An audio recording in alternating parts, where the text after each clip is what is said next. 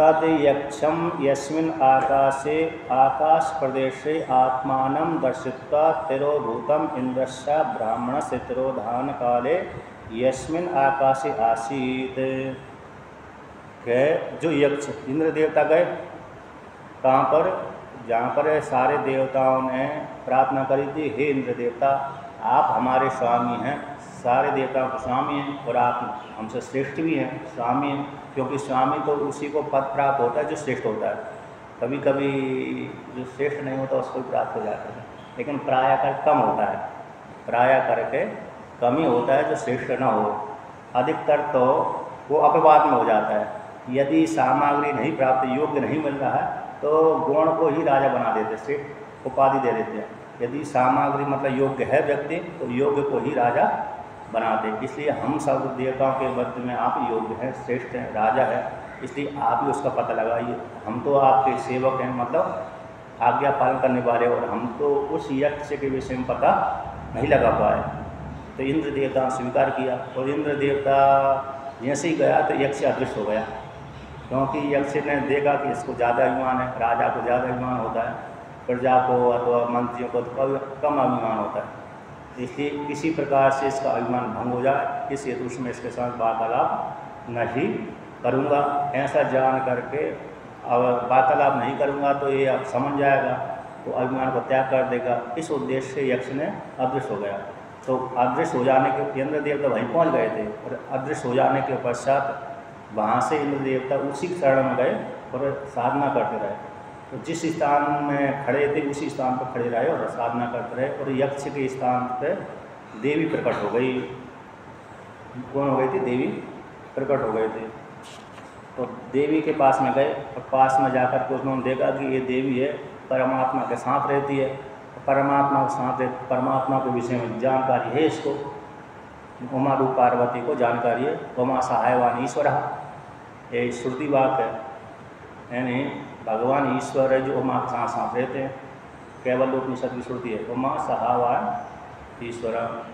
तो इस प्रकार से तो ऐसा जान करके इंद्र देवता उन्हीं के शरण में गए, उनके पास में गए और पूछा। एक कौन थे जिसके विषय में कहते हैं तद यक्षम, उस यक्ष को जानने की इच्छा से इंद्र देवता उस पार्वती के पास में, ब्रह्म विद्या के पास में गए। यस्मिन् आकाश से, आकाश प्रदेश से कहते जिस आकाश में, आकाश प्रदेश में आत्मानं दर्शित्वा, आत्मा को दिखला करके, दर्शित्वा त्व प्रत्यय होता है ना, खत्वा पीत्वा गच्छति, स्नान तो गच्छति, स्नान करके आप जाते हैं। स्नानं कृत्वा पूजनं करोति, पूजनं कृत्वा अरे स्वाध्याय कृष्यमाणे कृष्यामि और आकृष्यामि, पूजन आदि का पाठ करके स्वाध्याय करने के लिए भविष्य में आते हैं, है ना, जाते हैं।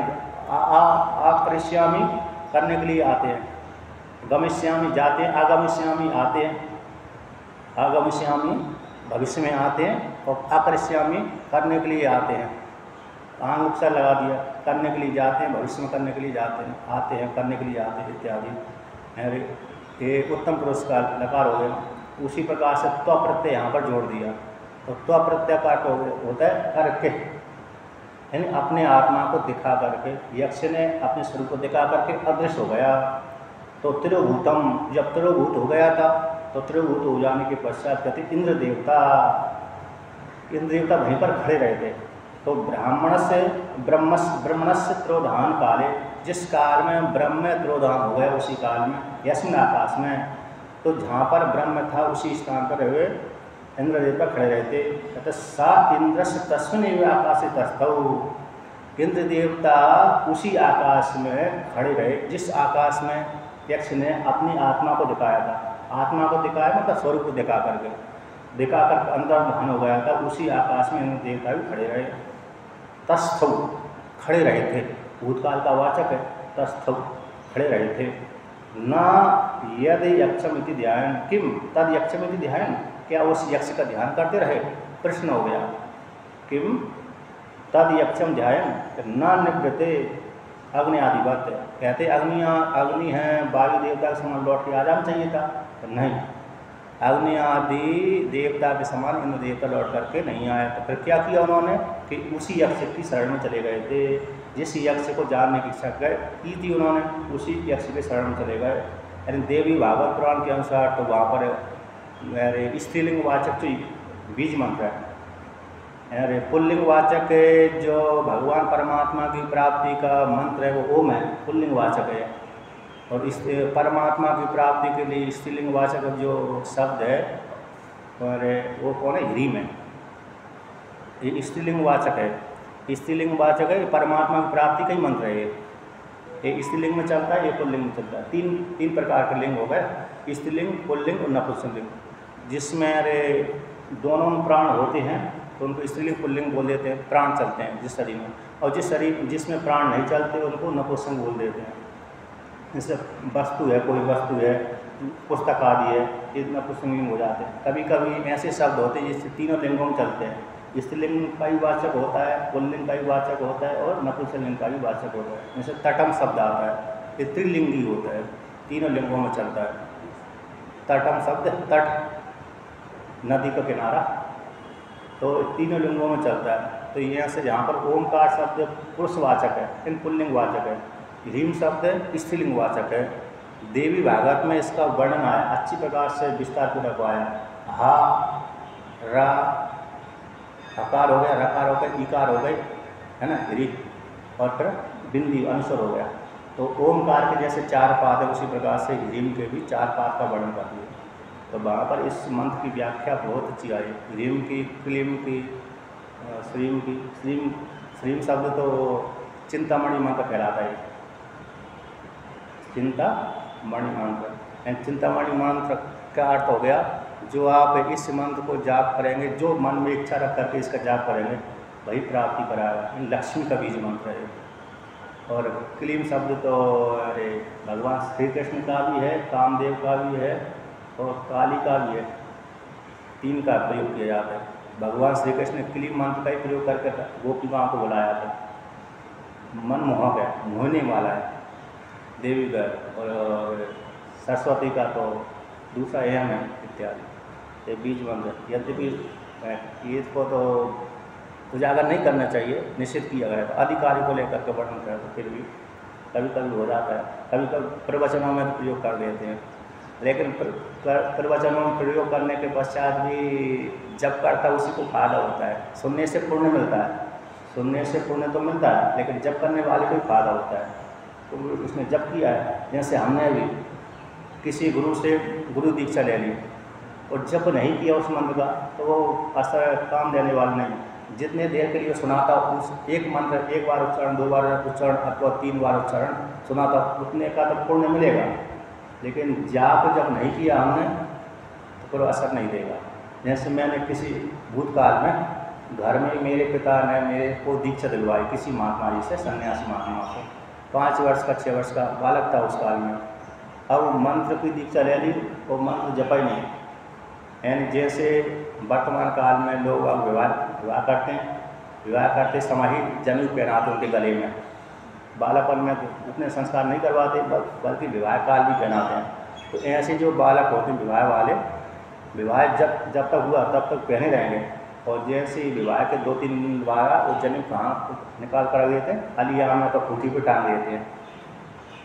फिर वो उनका जनेऊ का महत्व नहीं देता। उसी प्रकार से जिसने, मैंने अभी मंत्र तो दीक्षा ले ली, भूल ही गया, जपा ही नहीं। 20 साल तक अथवा 15 साल तक जपा ही नहीं। बाद में मालूम पड़ा मेरा गुरु मंत्र ये है, तब जपा तो फिर उसने प्रभाव डाल दिया। तो मतलब जब जपेंगे मंत्र को तभी प्रभाव डालेगा। जपा नहीं, गुरु दीक्षा ले ली, जपा नहीं तो प्रभाव नहीं डालता। तो ऐसे ही है सत्संग में, सत्संग सुनने से उतना पुण्य तो मिलेगा, लेकिन उसका असर, उसका जाप करेंगे, अनुशीलन करेंगे तो वो अधिक फायदा पहुंचाता है। तो ये देखिए, तो उसी प्रकार से इसने जाप किया था, इंद्र देवता ने बीज मंत्र का जाप किया था, तो देवी प्रकट हो गई। तो ये अग्नि आदि देवता के समान वह वहाँ से लौट करके नहीं गया था इंद्र देवता। तस्य इंद्रस्य यक्षे भक्तिम बुद्ध्वा विद्या उमारूपिणी प्रादुर्भूत स्त्री रूपा। कहते तस्य इंद्रस्य, उस स्थान पर खड़ा रहा यानी जाप करता रहा, तो जाप करता रहा तो उस यक्ष में भक्ति को देख करके, यक्ष में भक्ति को देख करके यक्ष की जो पत्नी है, यक्ष की पत्नी कौन है? माता पार्वती। यहाँ पर यक्ष की पत्नी परमात्मा की जो माया शक्ति है अथवा उसकी अभिन्न शक्ति है, कभी भी भिन्न नहीं रहती। पुराणों में आप देखेंगे सुनेंगे तो कहते हैं शिव और शक्ति अलग अलग नहीं रहते, एक ही रहते हैं। और जैसे कालिदास ने भी बागवीर का संपर्क कर, तो वाणी और अर्थ दोनों मिले रहते हैं। और तुलसीदास जी ने तो श्रद्धा विश्वास रूपणम, श्रद्धा विश्वास रूपणम इस शब्द के द्वारा शिव और पार्वती को कहा है। और वाणी और अर्थ को लेकर के कालिदास ने कहा, और शक्ति और शक्तिमान में अभेद होता है, भिन्न भिन्न नहीं होता। जैसे अग्नि हो गई, अग्नि को धारता नाम की शक्ति है, उससे भिन्न नहीं रहती, दोनों मिली रहती हैं। उसी प्रकार से ईश्वर की शक्ति माता पार्वती भिन्न नहीं रहती। ऐसी माता पार्वती ने देखा कि इसकी भक्ति यक्ष में है, ऐसा जान करके इंद्र को इस प्रकार से यक्ष में भक्ति को जान करके विद्या यानी ब्रह्म विद्या ही, माता पार्वती रूप जो ब्रह्म विद्या है, उमा रूपिणी, उमा यानी ओमकार, ओमकार ने ही स्त्री का रूप धारण कर लिया। यहाँ पर उमा शब्द को आगे पीछे कर देने से ओम बन गया, पुनः आगे पीछे कर देने से ओमा बन गया। तो भेद विद्या है। शिव महिमन में यह आपने पढ़ा होगा कभी कभी, शिव महिमन में एक वाक्य आता है, दवैती त्वा अद्धा भरत, दवैती है ना, दवैती ता बद्धा भरत, भूल गया। तो वहाँ पर जैसे माता पार्वती ने ये समझा था, जैसे सामान्य पुरुष स्त्री के अधीन रहता है, सामान्य पुरुष स्त्री के अधीन रहता है, उसी प्रकार शिव जी ने भी स्त्रीण है, स्त्री लंपट है, स्त्रीण का अर्थ है स्त्री लंपट, वो भी मेरे को प्रेम नहीं करते अथवा मेरे अपनी स्त्री के अधीन नहीं होते तो मेरे साथ विवाह कैसे करते, ये वहाँ पर प्रश्न बनाया करना।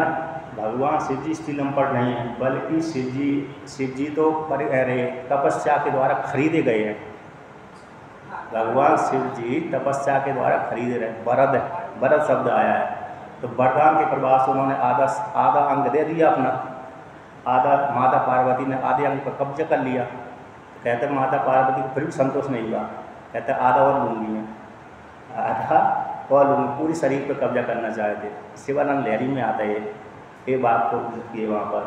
तो आधे अंग पे तो पहले से विवाह जिस काल में हो जाता है, उसी काल में आधे अंग का अधिकार होता है, इसीलिए तो उसे अर्धांगिनी कहलाते हैं। तो भगवान ने अर्धनारीश्वर को रूप बनाया ही, तो आधे अंग का अधिकार कर लिया, आधे को और ग्रहण करना चाहती है। ये भावार्थ सौंदर्य लहरी अभिव्यक्त किया था, सौंदर्य लहरी।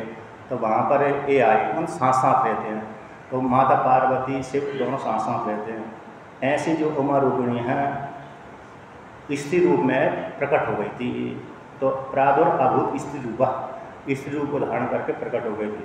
क्योंकि एक तो वृद्धा है, आचार्य के माध्यम से हृदय में जाएगी, शास्त्र को आलम्बन बना करके आचार्य सामने वाला जो साधक है, चाहे वो स्त्री हो चाहे वो पुरुष हो, तो उसके हृदय में इस प्रकार से जाएगी।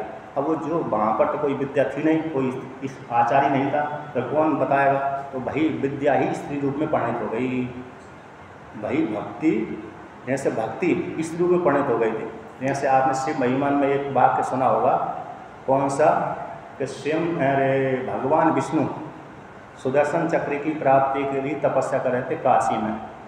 तो उन्होंने 1000 पुष्प कमलों को लेकर के आराधना, 1 वर्ष तक में 1000 पुष्पों की आराधना, पुष्पों से आराधना करूँगा। तो 1 वर्ष पूरा हो गया, मात्र 1 दिन शेष रहा था। तो भगवान ने एक कमल को छुपा लिया, अदृश्य कर दिया। तो पूजा के काल में ही, पूजा से पहले गिन के रखे थे उन्होंने कि 1000 कमल है, पूजा कर रहे थे, उसी काल में शेष नाम द्वारा पूजा कर रहे थे। तो 999 तक चढ़ा दिया, एक नाम के लिए 1 कमल नहीं मिला। अब उन्होंने विचार किया, यदि मैं तोड़ने के लिए जाता हूँ तो समय चला जाता है, नहीं चढ़ाता हूँ तो भक्ति खंडित होती है, और तोड़ने के लिए जाता हूँ तो समय निकल जाता है, तो क्या करूँ, क्या मैं करूँ? तो विचार किया, तो मेरे जो भक्त हैं, मेरी आँख कोई कमल की सब उपमा देते हैं। तो पुनः अपने हाथ से ही एक आँख निकाली और चढ़ा दिया। तो भगवान शिव जी प्रसन्न हो गए। तो वहाँ पर पुष्पदंताचार्य ने कहा कि जो उनकी जो भक्ति है, भक्ति सुदर्शन रूप में परिणत हो गई, भक्ति सुदर्शन रूप में परिणत हो गई। आकर उसको भक्ति का फल क्या प्राप्त हो गया? शिव जी के माध्यम से सुदर्शन चक्र की प्राप्ति हुई। इससे महिमन में आता है। उसी प्रकार से यहाँ पर भी जो ह्रीम भक्ति थी, ह्रीम मंत्र का जाप था, वही भक्ति ही इस रूप में स्त्री के रूप में परिणत होकर के, स्त्री के रूप में परिणत होकर के इंद्र देवता के सामने उसके अज्ञान को नष्ट करने के लिए प्रकट, इस रूप में प्रकट हो गई। ये इसका तात्पर्य हो। तो सा इंद्रस्य ताम उमाम बहु शोभमानाम सर्वेषां ही शोभमानानां शोभन्तमा विद्या तदह बहु शोभमानः इति विशेषणम उत्पन्नम भवति। कहते हैं सब इंद्र देवता ने देखा कि ये पार्वती शिव जी की पत्नी है, ऐसे उस विद्या को देख करके, उमा रूपिणी स्त्री को देख करके, बहु शोभमाना, उमा को देख करके बहुत सुंदर, शोभमाना शोभा नहीं सुंदर, शोभमाना का अर्थ है सुंदर। ऐसे सामान्य कोई स्त्री पुरुष सुंदर है लेकिन आभूषण और पहन लिए तो और ज़्यादा सुंदरता दिख जाती है।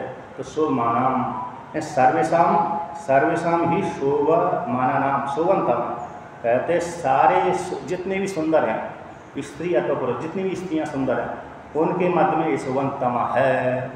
तमा प्रत्यय बहुत से लोगों में से एक को निर्धारण करने के लिए आता है।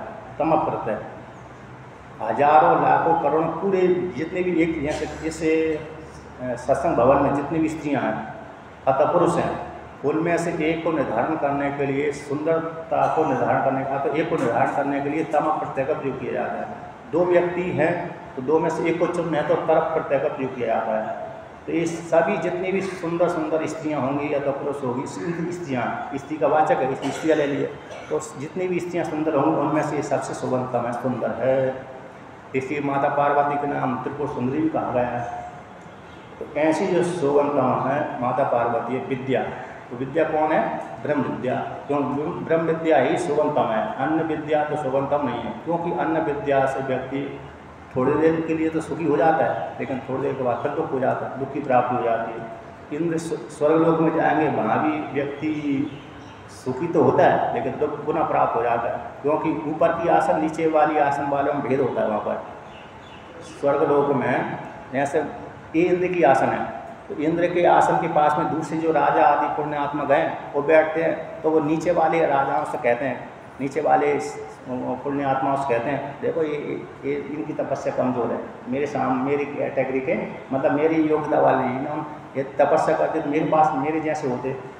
तो नीचे वाले को इस प्रकार से देखता है और ऊपर नीचे वाला कहता है, कुंठित होता रहता है, आए मैंने इसकी जैसी तपस्या क्यों नहीं करी, इसकी जैसी तपस्या करता तो मैं आज इंद्र देवता के पास में बैठ जाता। ऐसे अर्जुन इंद्र देवता भी आदि सिंहासन बैठे थे ना, महाभारत में आता है अर्जुन इंद्र की आदि सिंहासन बैठे थे, उसी आदि सिंहासन को देखकर के उर्वशी उनके ऊपर मोहित हो गई थी।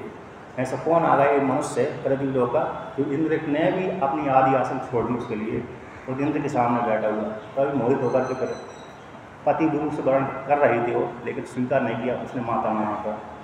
तो इस प्रकार से शोभन तमा प्रत्यय क्या से होता है? बहुत सौ में से एक को निर्धारण करने के लिए तमा प्रत्यय, और दो में से एक को निर्धारण करने के लिए तरफ प्रत्यय आता है।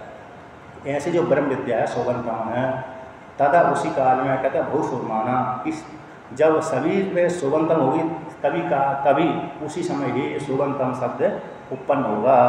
तो भू शोभमाना शब्द कैसे उत्पन्न होगा? तो ऐसे विशेषण उत्पन्नम भू शोभमाना, तो ये विशेषण उत्पन्न होगा विद्या का। तो भवती हेमवती एंड हेम में करते आवरणम वतीम इव शोभमानम इत्यर्थ। हेमवती, हेम यानी सोना, सोना के द्वारा बने हुए मंगलसूत्र आदि, बाजूबंद आदि, पायजेब आदि है, तो पायजेब, बाजूबंद और मंगलसूत्र आदि, तो सोने के द्वारा बने हुए आभूषण को धारण करने वाली, तो ऐसे धारण करने वाली के समान। तो जैसे कोई स्त्री सोने के आभूषण धारण सुंदर तो है और आभूषण आदि भी धारण कर लिया तो कितनी सुंदर दिखती है, उसी प्रकार से ये भी बहु शोभमाना, सुंदर तो है, वैसे ही सुंदर है माता पार्वती। माता पार्वती के विषय में एक जगह आता है, कुबेर महाराज ने तपस्या करी तो शिव और पार्वती दोनों वरदान देने दिया। शिव जी के शासन पार्वती कभी कभी आ जाते हैं तो कभी कभी नहीं आती। विष्णु भगवान लेकर नहीं चलते। विष्णु भगवान अपनी पत्नी को साथ लेकर नहीं चलते, ब्रह्मा जी अपनी पत्नी को साथ लेकर नहीं चलते, लेकिन शिव जी ऐसे हैं कि वो अपनी पत्नी को साथ लेकर चलते हैं, कभी नहीं छोड़ते।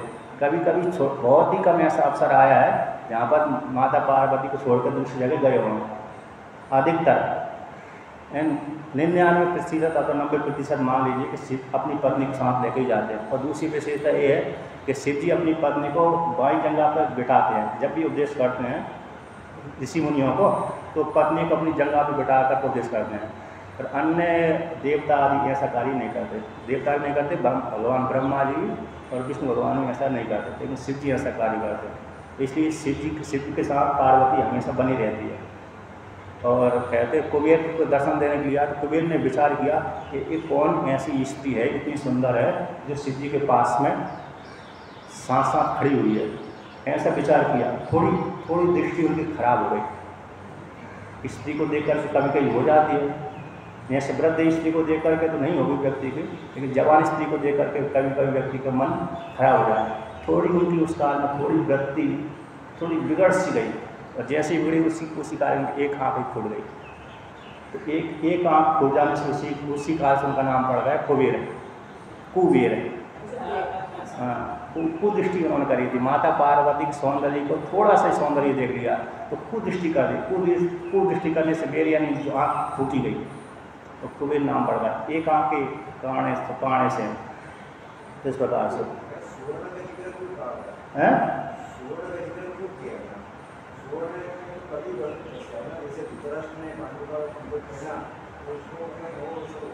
मतलब ये उपमा के लिए है कि अरे आभूषण को धारण करने से व्यक्ति सुंदर दिखता है। आभूषण को लेकर के कली बसता है वो तो ये सामान्य मनुष्य के ऊपर निवास करता है, वो स्वर्ण के ऊपर कली निवास करता है, सामान्य स्त्री पुरुषों के ऊपर प्रभाव डालता है। भगवान शिव ब्रह्मा विष्णु के ऊपर प्रभाव कली नहीं डालता। और आभूषण शोभा के लिए होते हैं। आभूषण जैसे हमने माला आदि पहनी है वो हमारी शोभा हो गई, उसी प्रकार आभूषण कैसे हो जिसको आसक्ति नहीं है उसके ऊपर कली आदि प्रभाव नहीं डालता।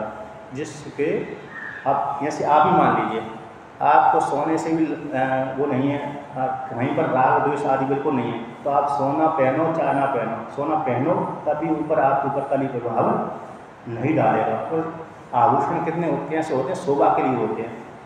आभूषण कैसे होते हैं? मात्र शोभा के लिए होते हैं, शोभा के लिए।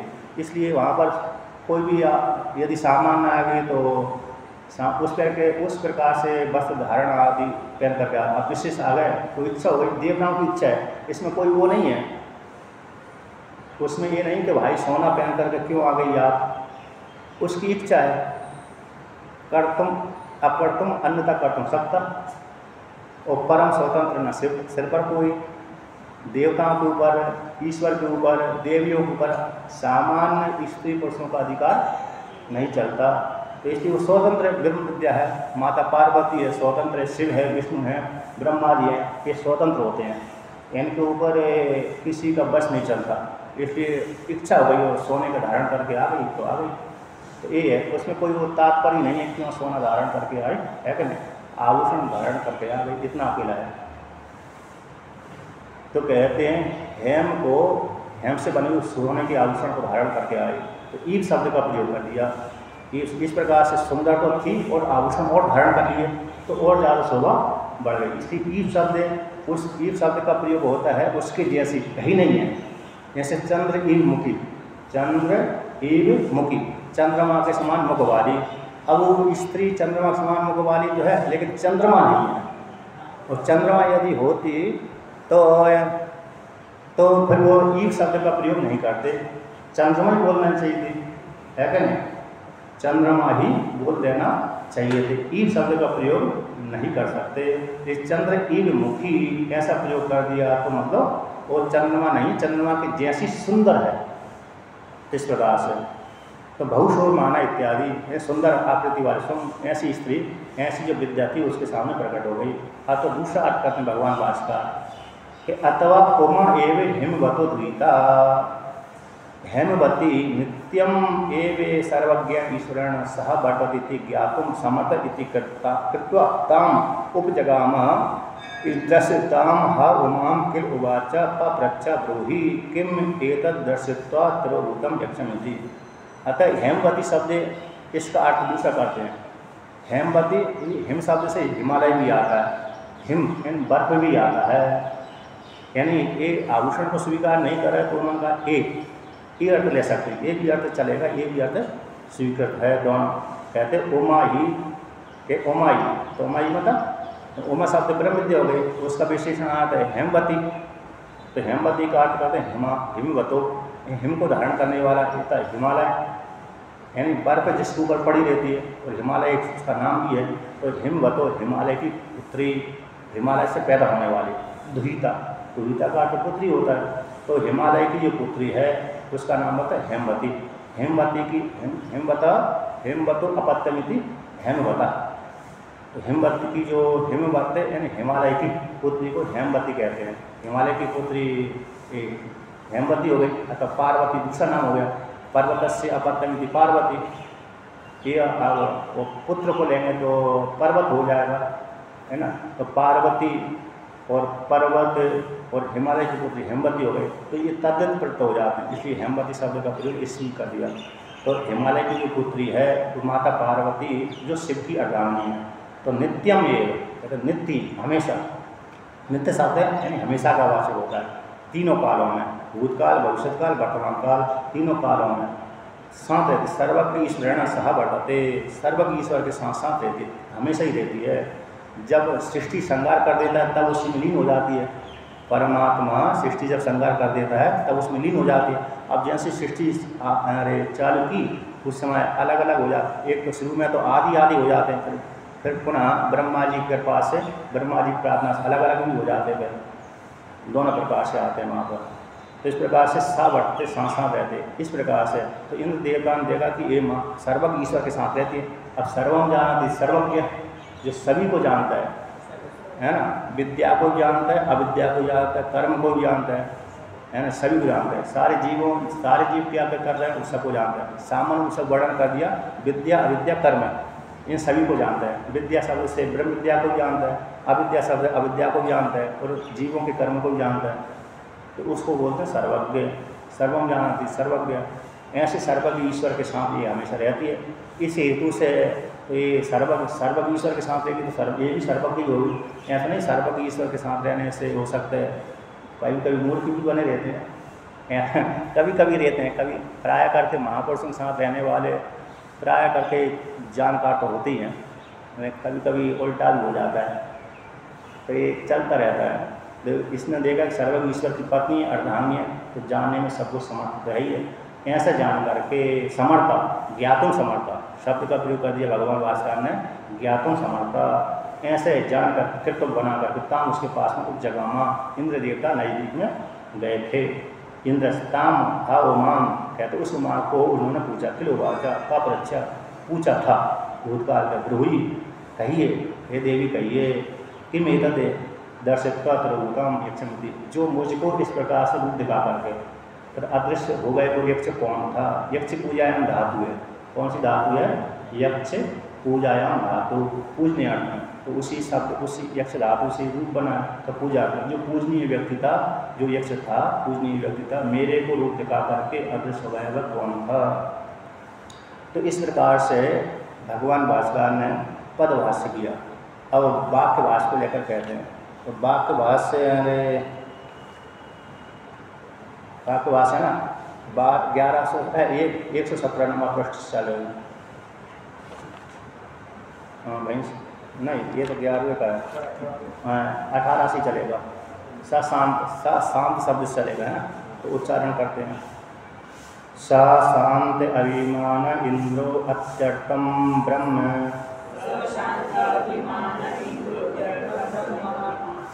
विजिज्ञासुर यस्मिन् आकाशे ब्रह्मणः प्रादुर्भावः आसीत् तिरोधानं च तस्मिन् एव स्त्रियमतिरूपिणीं विद्याम् आजगाम।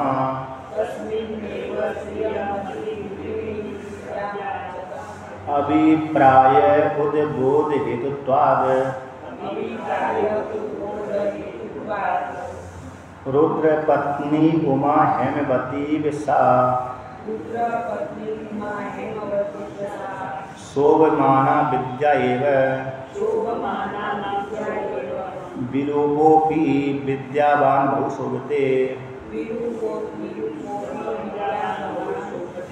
कहते हैं शांत अभिमान इंद्र देवता कैसे हो गए थे उस काल में, क्योंकि यक्ष ने उनके साथ वार्तालाप नहीं किया तो उनका जो अहंकार था मैं राजा हूँ है ना, वो अहंकार सारा समाप्त हो गया था। जैसे किसी को दंड देना है, हाथ से दंड नहीं दे देते, हाथ से दंड नहीं देना, हाथ पैर आदि से वाणी के द्वारा भी दंड नहीं देना। तो जैसे महापुरुष दंड कैसे देते हैं, आपने कभी विचार किया होगा, सुना होगा, नहीं सुना होगा, अच्छा विचार किया अथवा नहीं किया। तो महापुरुष दंड इस प्रकार से देते हैं कि हमारा प्रिय भी है और आश्रम में सेवा भी करता है, लेकिन इसने गलती कर दी तो उससे बोलना बंद कर दिया। क्या कर दिया?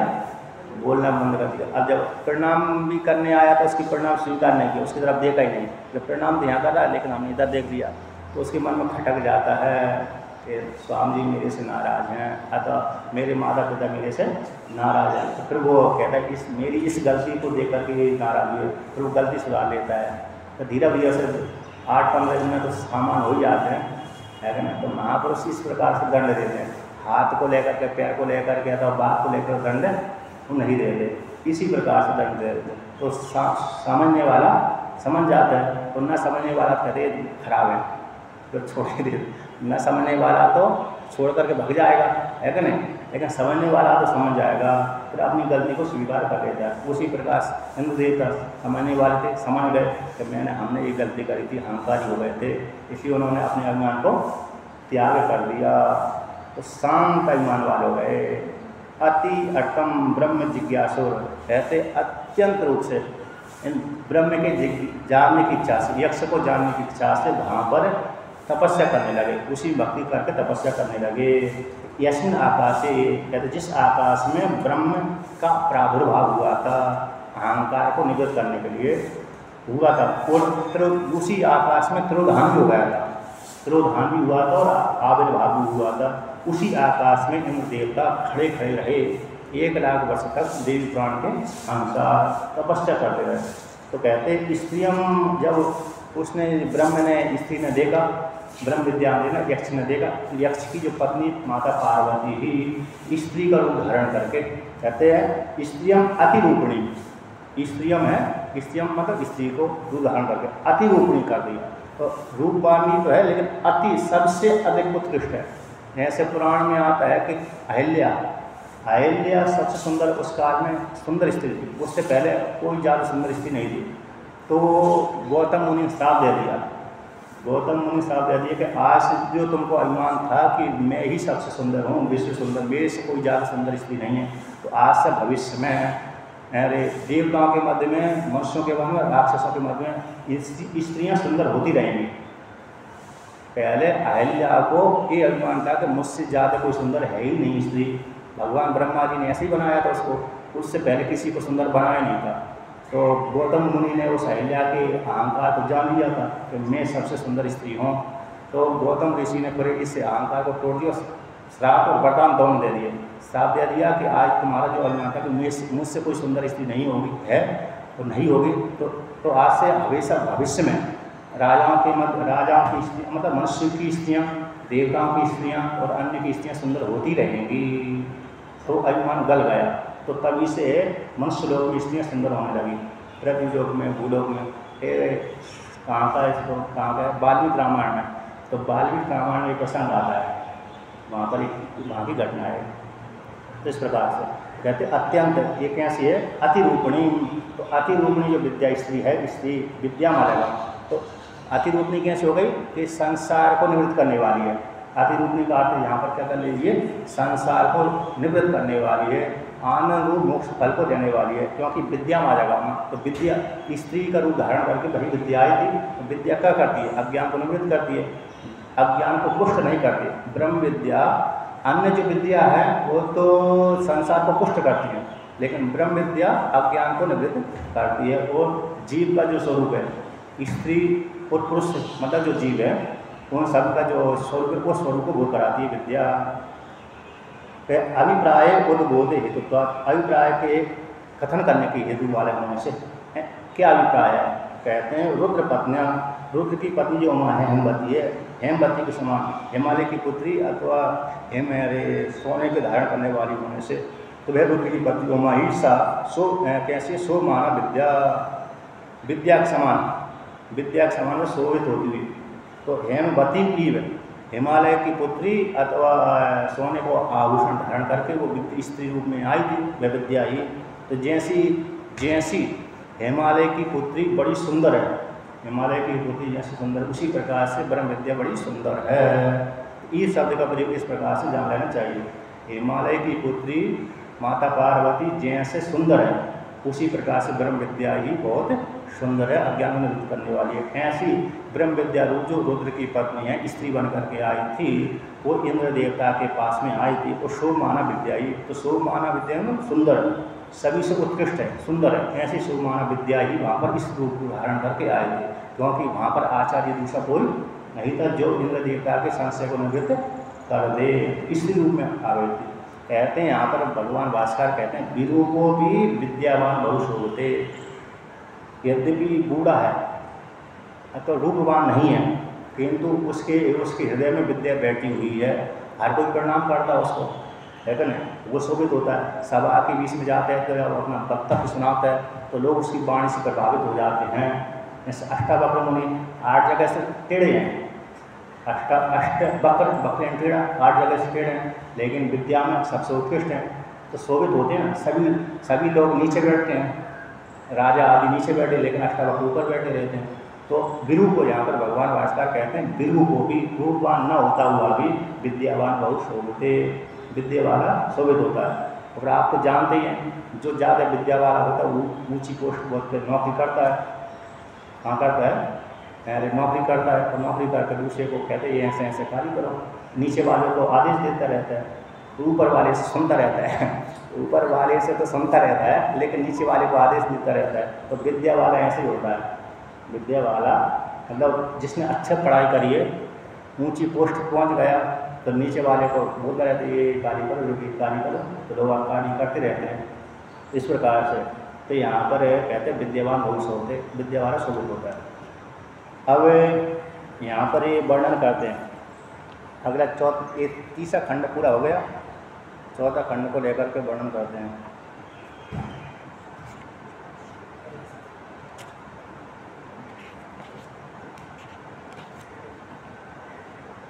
एक इसमें वाक्य आया था प्रेरणा महाप्रभु, इसमें भी वहाँ पर दिया था, मैं भूल गया।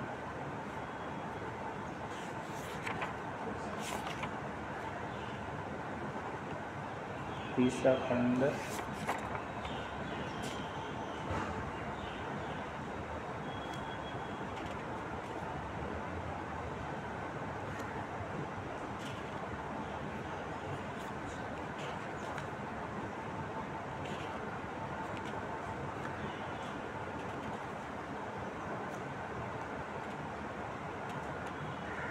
चलो देखी नहीं लगा, चिन्ह नहीं लगा, कुछ चिन्ह लगा था तो बता दें।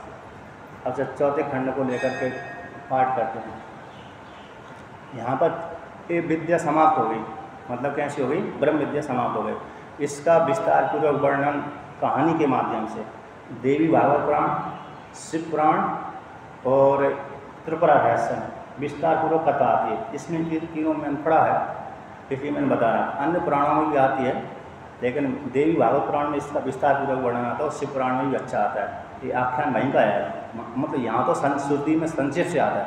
श्रुति में जो वाक्य संक्षेप से आती है, भविष्य में वो घटना घटती है, तो वही घटना को पुराणों में विस्तार पूर्वक वर्णन करते हैं समझाने के लिए। इसलिए यहाँ पर वर्णन करते हैं, जिसने उपनिषद पढ़ता है उसके लिए पुराण पढ़ा तो बहुत ही फायदा रहता है।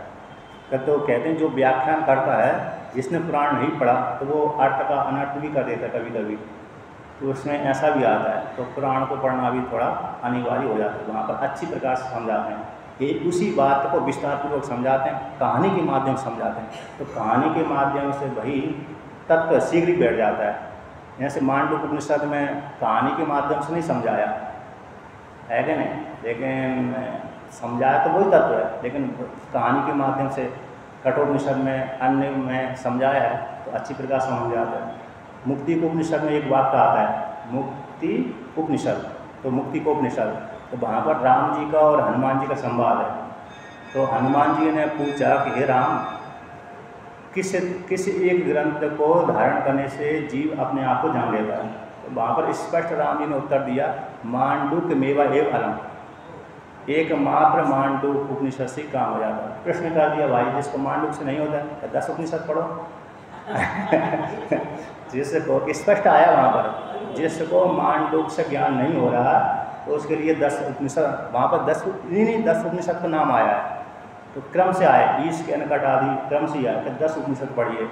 कहते जिनको 10 उपनिषद से नहीं याद करो उन्होंने विकल्प 100 उपनिषद पढ़िए। अब जिसको 100 से नहीं याद कर पुराण भी पढ़िए, फिर कथा भागवत सत्संग करिए, फिर तीर्थ सेवन करिए, उन्हें कृष्ण निकृष्ट हो गए। देखिए पहला मांडूक हो गया, दूसरा 10 उपनिषद हो गए। 10 उपनिषद में इसलिए भगवान श्रुति कठोपनिषद में प्रश्न कर दिया पूर्व पक्षी ने कि एक बार तत्व का उपदेश कर दिया, बार बार श्रुति क्यों कर रही है? कि दुर्अवग्रहाई है, दुर्अवग्रहाई। इसलिए श्रुति जामिता नास्ति, भगवान भास्कर ने प्रयोग किया जामिता नास्ति, श्रुतौ जामिता नास्ति, श्रुति में जामिता नहीं, आलस्यपना नहीं है।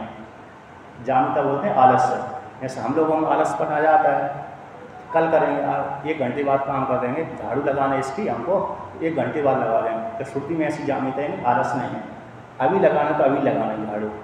तो श्रुति इस प्रकार से कहती है कि इस प्रकार समझ ले जी, इस प्रकार समझ ले, इस प्रकार से समझ ले, किसी न किसी प्रकार से समझ ले।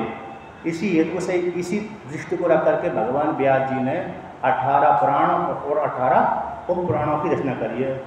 कोई शिव जी के भक्त रूप शिव जी के माध्यम से आत्मा को समझ ले, कोई विष्णु के माध्यम से आत्मा को समझ ले, कोई ब्रह्मा जी के माध्यम से, कोई देवी के माध्यम से। किसी न किसी भक्त का तो राम में मन जाएगा, किसी न किसी भक्त का कृष्ण में मन जाएगा, किसी न किसी भक्त का विष्णु शिव आदि में जाएगा, तो किसी न किसी में तो जाएगा ही, बच के कहाँ जाएगा। तो इस हेतु से 18 पुराण 18 पुराण स्मृति ग्रंथ की रचना होती है। ये तात्पर्य है, नहीं तो एक पुराण में काम चल जाता, एक ही उपनिषद से काम चल जाता। लेकिन व्यक्ति रुचि नाम वैचित्रा रुचि कुटन नाना पतजुषा, तो इस प्रकार तो किसी किसी रुचि के अनुसार जो पुराण स्वीकार कर लेते हैं किसी से कल्याण हो जाता है। तो मंत्र का पाठ करते हैं। सह ब्रह्मेति होवाच ब्रह्मणो वह एतदे विजये महीयत्वमिति ततो हा एव विदान चकार ब्रह्मेति।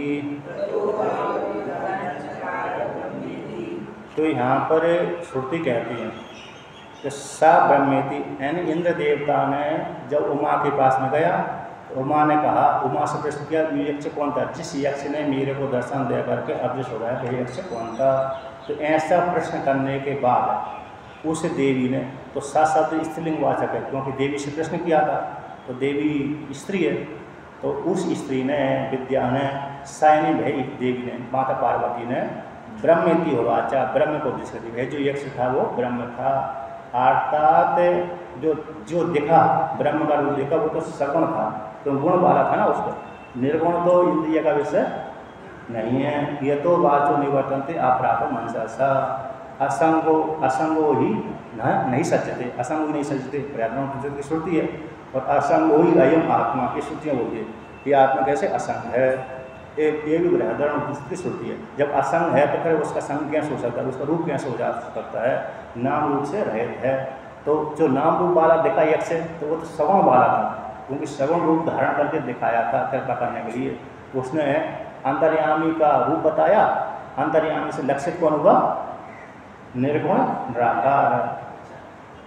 अंतर्यामी का नाम बताया ये ब्रह्म का, तो ब्रह्म इंद्र जानता था, ब्रह्म तो नाम रूप से रहते हैं, अतः उसका मुख्य स्वरूप मुख्य तात्पर्य तो निर्गुणमयी है। इस प्रकार से इंद्र देवता ने तात्पर्य रूप से उस विद्या की वाणी के द्वारा लक्षित किसको करा?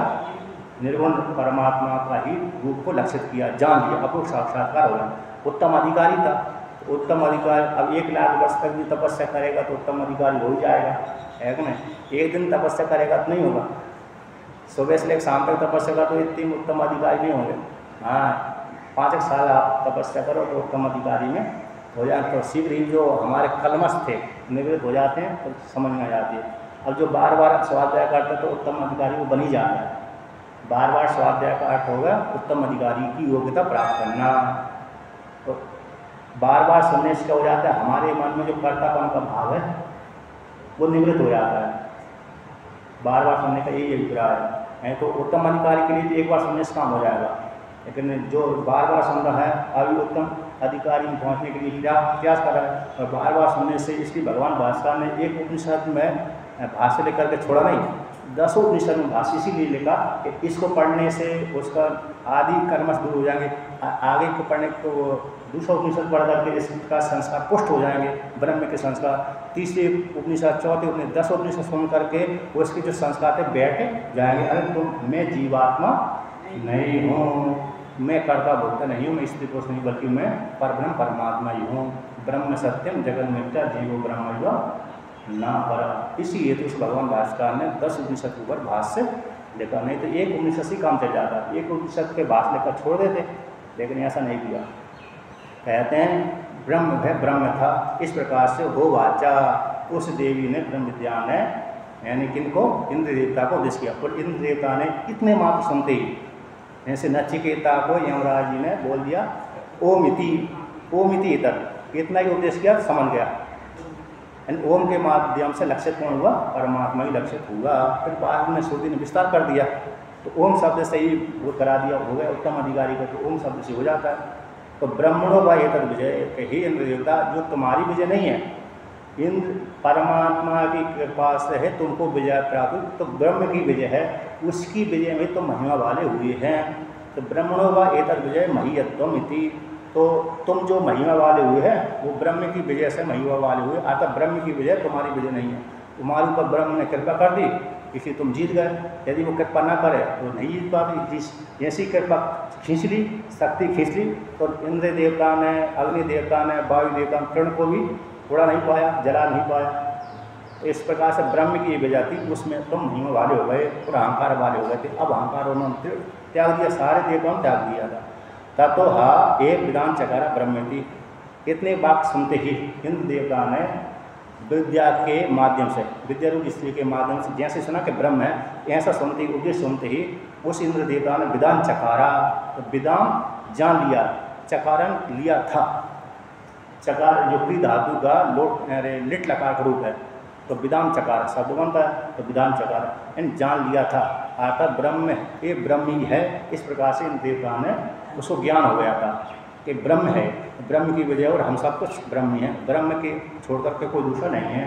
इसलिए ब्रह्मा जी कहते हैं कभी मैं असुरों को विजय करा देता हूँ, कभी मैं देवताओं की विजय करा देता हूँ। जब देवताओं को अहंकार हो जाता है, गर्व हो जाता है हम सबसे श्रेष्ठ हैं, तब असुरों को ऊपर उठा देता हूँ असुरों को ऊपर उठा देता हूँ। और जब तो देवताओं का अभिमान नष्ट हो जाता है, मेरी शरण में जाते हैं, फिर उनको जब थोड़े परेशान होते हैं। जब तक परेशान नहीं होते तब तक, माता भी कहती जब तक ज़्यादा बालक नहीं होगा तब तक मैं भी नहीं उठा, दूध नहीं पिलाऊंगी। माता भी यही कहती है जब तक रोएगा नहीं, ज़्यादा नहीं होगा, और थोड़ा थोड़ा मुँह करके रो रहा है तो वो भी नहीं उठा, ध्यान नहीं देते। तो जब तक ज़्यादा नहीं रोते तब तक माँ भी नहीं उठाती। उसी प्रकार से जब तक देवता ज़्यादा भजन नहीं करते तब तक ब्रह्मा जी विष्णु आदि कृपा नहीं करते। तो जैसे भजन ज़्यादा करने लगते हैं उसी प्रकार से वो कृपा कर देते हैं, तो असुरों को पराजय कर देते हैं। जब असुर अभिमानी ज़्यादा हो जाते हैं तो देवताओं को ऊपर उठा देते हैं, और देवताओं को ऊपर उठाकर उनको पराजय करवा देते हैं। तो कभी असुरों की वजह तो कभी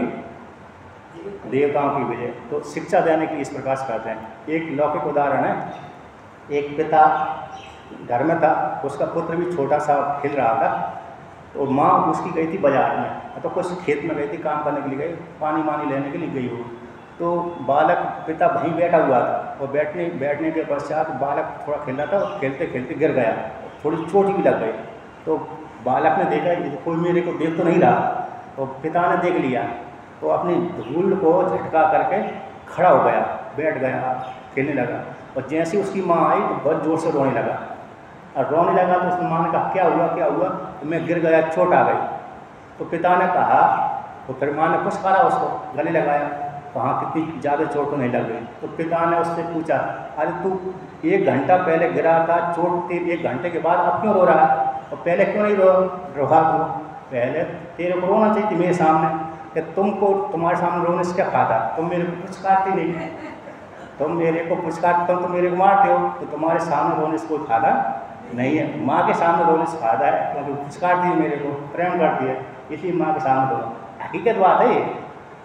एक बालक है, बालक के विषय में नर्मदा किनारे की घटना है। उसी प्रकार से जब परेशान हो जाता है देवता तो अस्त्र, जब परेशान हो जाते हैं तो एक एक की विजय करवा देते हैं। इस प्रकार से तो ब्रह्म को से परमात्मा, ब्रह्म को इस इंद्र देवता ने जान लिया। इंद्र देवता के माध्यम से, इंद्र देवता के माध्यम से इंद्र ने सारे देवताओं को उपदेश कर दिया। तो सबसे कौन श्रेष्ठ हो गए? इंद्र देवता। इंद्र देवता के पश्चात अग्नि और वायु देवता, फिर इसके पश्चात अन्य देवता।